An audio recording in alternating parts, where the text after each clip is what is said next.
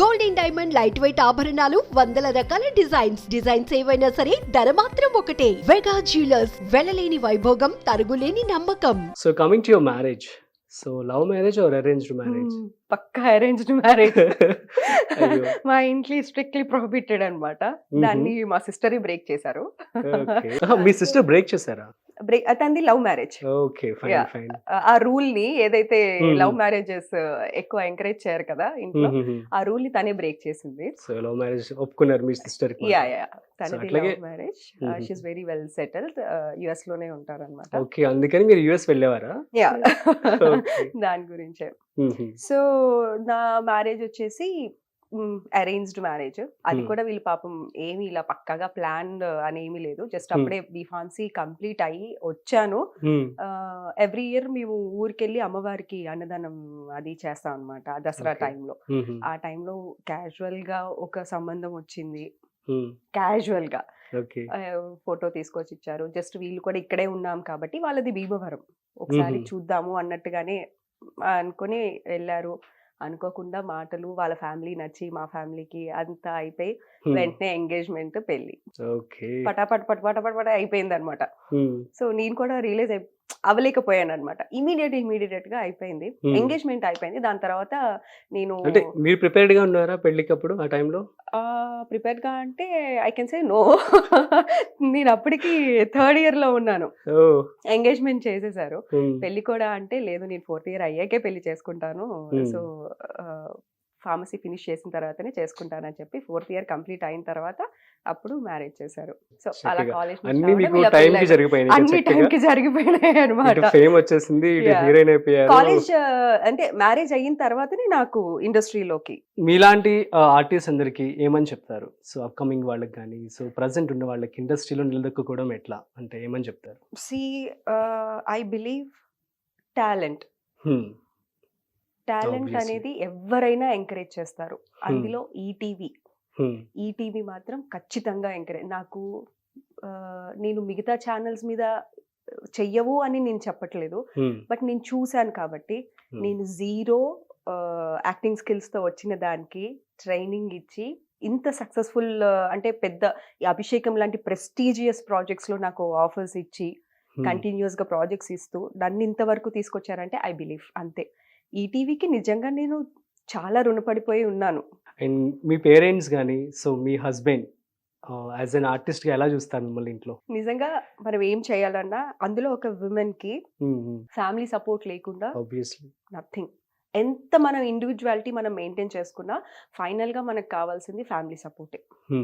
నాకు అది I'm very very very much bless to have such a family. అసలు నేను మాటల్లో చెప్పలేను. మా ఇన్లాస్ కానీ, మా అత్తయ్య గారు మామయ్య గారు కానీ, మా పేరెంట్స్, మా మమ్మీ మా డాడీ కానీ, మా హస్బెండ్ కానీ ఎంత సపోర్టివ్ అంటే ప్రతి విషయంలో. సో మేబీ నేను అంత ఇంట్రోవర్ట్కి కారణం కూడా నేను ఇదే అనుకుంటాను అనమాట. వీళ్ళ ప్యాంపరింగ్ అంటే నా ప్రపంచం వీళ్ళే అయిపోయారు. సో నేను బయటికి వెళ్ళి మాట్లాడి ఇలా చేసుకొని అంత ఇండివిజువాలిటీ నాకు రాలేదు. సో అంత ప్యాంపరింగ్, అంత సెక్యూర్డ్గా, అంత సెక్యూరిటీ ఇచ్చి, అంత సపోర్ట్ ఇచ్చి నన్ను ముందుకు తీసుకెళ్లారనమాట. So they are very supportive. ప్రతి మా అత్తయ్య గారు అయితే అదేంటి స్టార్టింగ్లో మా భార్యమన్లో ఇలా సీరియల్స్లో చేయమన్నా, చాలా బాగుంటుంది, వాళ్ళు సీరియల్స్ బాగా చూస్తారనమాట. వెళ్ళు వెళ్ళు చెయ్యి. ఇప్పుడున్న దాంట్లో ఆ మాట అనేది కష్టం కదా. కష్టం కదా. Yeah. ఒప్పుకోరు అసలు. అమ్మో, సినిమా వాళ్ళ ఎందుకు సినిమా అప్పుడు వద్దు అంటారు. అది ఆ టాక్ అనేది అది ఎలా ఉన్నా ఏంటా అని మనం చేసేవాళ్ళు మనకు తెలుస్తుంది. అవును. బట్ అది ఆ థాట్ అనేది వాళ్ళ మైండ్ లో ఫిక్స్ అయిపోయింది కాబట్టి అయినా నాకు సపోర్ట్ చేసి పంపించారంటే, నా పేరెంట్స్ నన్ను ఒప్పుకొని ఇందులోకి పంపించడం అనేది గుడ్ థింగ్. అది అసలు I can't express that feeling. So as a mother గా, మీకు యాజ్ అన్ యాక్టర్ గా రెండిట్లో ఏది బెటర్ అని చెప్పి అనిపించింది? మదర్ గా యాక్టర్ గానా? టూ టిపికల్ క్వశ్చన్ అంటే ఇది. నేను ఫ్యామిలీ పర్సన్ కాబట్టి నాకు ఫ్యామిలీ ఎక్కడ డిస్టర్బ్ అవ్వకూడదు. నా కిడ్స్, నా ఇది, నా ప్రపంచం వేరు. సో అదే చెప్తున్నాను కదా, ఎలా అయిపోయిందంటే యాక్టింగ్ తక్కువ కాదు, ఇది మెయింటైన్ చేయడానికే ఒక్క ప్రాజెక్టే చేస్తున్నాను అనమాట. అట్లీస్ట్ ఒక 15 డేస్ ఇక్కడ ఉంటే ఒక 15 డేస్ నా ఫ్యామిలీతో ఉంటాను. అలా అలా బ్యాలెన్స్ చేస్తూ రెండు బ్యాలెన్స్ చేస్తున్నారు. రెండు కళ్ళు లాంటివి నాకు ఇప్పుడు. రెండింటిని ఎలా బ్యాలెన్స్ చేస్తూ ఉంటారు యూజువల్ గా? లైక్ వర్క్స్ లో సీరియల్ షూటింగ్ అంటే కాల్ షీట్స్ ఉంటాయి కదా, మార్నింగ్ అవును, 6 to 6 అవును. 12 hours ఉంటుంది కంటిన్యూస్ గా. యా So, ఇప్పుడు మూవీస్ అంటే 6 to 6 త్వరగా అయిపోయి కొంచెం ఈవినింగ్ స్పెండ్ చేయడానికి ఉంటుంది. మనకి కొంచెం ప్రాబ్లం ఎక్కడ అంటే ఈ సీరియల్స్ అన్నమాట. 9 to 9 కాల్ షీట్ అయినా మనం ఆ లొకేషన్ కి రీచ్ అవ్వడానికి వెళ్ళడానికి ముందే బయలుదేరుతాం ఎందుకంటే కాబట్టి అవుట్స్కట్స్ లో ఉంటాయి, యా చెప్పలేము ఏ అవుట్స్కట్స్ రోజు లో ఎక్కడ ఉంటాయి ఉంటుందో కాబట్టి కూడా. 6:30 ఒక్కోసారి 7 ఆ టైం కి దగ్గరలో ఉంటే 7 కి లేదంటే 6 కి అలా బయలుదేరే ఇదిలో ఉంటది. అప్పటికి పిల్లలు లేవరు. మళ్ళీ సేమ్ ఇంటికి వచ్చేసరికి 9 కి ప్యాకప్ అన్నారు అనుకుంటే ఒక 10 నిమిషాలు పావుగంట అటు ఇటు అవ్వచ్చు. ఇంటికి వచ్చేసరికి 10:30 11 అవుతుంది. పడుకుంటారు. అదొక్కటే మైనస్ అన్నమాట. మిస్ అవుతూ ఉంటారు ఆ టైంలో, ఏమనుకుంటారు యా ఎగ్జాక్ట్లీ? ఆ టైంలో నిజంగా చాలా బాధ అనిపిస్తుంది. మీ కిడ్స్ మీ సీరియల్స్ చూసి ఏమంటూ ఉంటారు? అయ్యయ్యో! నా ఫ్రెండ్స్ ఇంటికి వస్తే తిడతారు కూడా వాళ్ళని. అభిషేకం చేస్తూ మాధవి గారు నెగెటివ్ మా అత్త క్యారెక్టర్ అన్నమాట. ఒకరోజు అందరూ టీం అంతా మా ఇంటికి డిన్నర్కి వచ్చారు. నేను వస్తే వీడు సడన్ గా మా వాడు వచ్చేసి, ఏ అస్తమాను మా మమ్మీని ఎందుకు అలా తిట్టి అలా తోసేస్తున్నావు, ఇంకొకసారి తోసావంటే నీ ఆవిడ పాపం ఇంకా అలా అలా ఇంట్లోకి వస్తున్నారనమాట. చెప్పేసరికి షాక్ అయిపోయింది. ఇంత ఇంపాక్ట్ ఉందా వందన అంటే, అప్పటి నుంచి పిల్లలకి సీరియల్ చూపించడమే మానేశాను నేను. అదొకటి వాళ్ళలో ఏమైపోతుందంటే కొన్ని కిడ్నాప్ సీన్స్ అవి వచ్చేసరికి వీళ్ళని కట్టేసి అవన్నీ చేస్తూ ఉంటుంటే వీళ్ళు ఏడవడం మొదలు పెట్టేవాళ్ళు. యా అరే ఎందుకు అంటే వీళ్ళు క్యాజువల్ గా ఎపిసోడ్ ఎలా ఉందో చూద్దామని పెడుతూ ఉంటారు కదా, అంత స్ట్రెస్ వాళ్ళు కూడా ఫీల్ అవుతున్నారని చూపించడం మానేసాం అనమాట. సో వాడు అలా కమెంట్స్ చేస్తూ ఉంటారు. ఇప్పుడు కమెంట్ చేస్తున్నారు అనమాట. అర్థమవుతుంది ఇప్పుడు అర్థమవుతుంది. అదేంటి మమ్మీ అలా చేస్తున్నావు, నవ్వుతున్నావా ఏడుస్తున్నావా, అదేంటి అలా ఏడుస్తున్నావు, నవ్వుతున్నట్టుగా ఉంది. అలా కమెంట్స్ చేస్తూ ఉంటారు.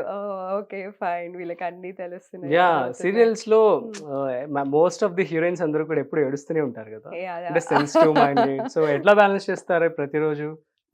అంటే బ్యాలెన్స్ ఇన్ ద సెన్స్ ఆ షూట్స్ కైండ్ వచ్చినప్పుడు ఎలా ఏడుస్తారు ఏంటి, అసలు గ్లిజరిన్ ఎంత వాడతారు మీరు? గ్లిజరిన్ ఎంత వాడతారు? మాక్సిమం నేను వాటర్ స్ప్రేతోనే మేనేజ్ చేసేస్తా. ఎమోషన్ ఆటోమేటిక్ వచ్చేస్తుంది. సో మీ హస్బెండ్ గురించి చెప్పండి, సార్ ఎలా సపోర్ట్ చేస్తూ ఉంటారు చందు గారు? I'm really lucky to have him in my life. నిజంగా చెప్పాలి అంటే ఒకసారి నాకు పెళ్ళైందన్న విషయం మర్చిపోతాను నేను. సీరియస్లీ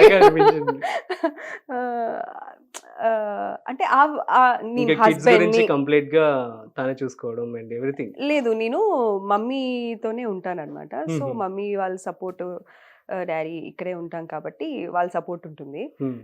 ఇన్ కేస్ మమ్మీ వాళ్ళు యూఎస్ అది అటువైపు వెళ్తే గనక నాకు షూట్ లేని రోజు ఎలాగో నేనే చూసుకుంటాను. షూట్ ఉంది అంటే గనక ఆయన వర్క్ ఫ్రమ్ హోమ్ పెట్టుకోను, లేకపోతే మార్నింగ్ వీళ్ళు స్కూల్కి వెళ్ళేటప్పటికి ఈవినింగ్ వచ్చేసేటప్పటికి త్వరగా వచ్చేసి అలా మేనేజ్ చేసుకో. ఏదో జన్మలో ఏదో పుణ్యం చేసుకుంటే గానీ అలాంటి హస్బెండ్ దొరకరేమో. I feel that, I really feel that. తను మీ గురించి ఎలా ఫీల్ అవుతూ ఉంటారు? Same exactly. తను కూడా అంటే తను కూడా అందరూ చెప్తారు కదా వాళ్ళ ఫ్రెండ్స్, అది చాలా బాగుంది అది అని చాలా కొంచెం ప్రౌడ్ గా ఫీల్ అవుతూ ఉంటారు అనమాట. His very supportive. You just propose him or like తనకి కన్వే చేయండి ఒకసారి. అవునా? నిజంగా అయితే లైవ్ లో ఎప్పుడు చెప్పలేదు, ఇలా కెమెరాస్ ముందు చెప్పడమే అన్నమాట. సారీ అసలు తనకనే కాదు ఎవరికి చెప్పను.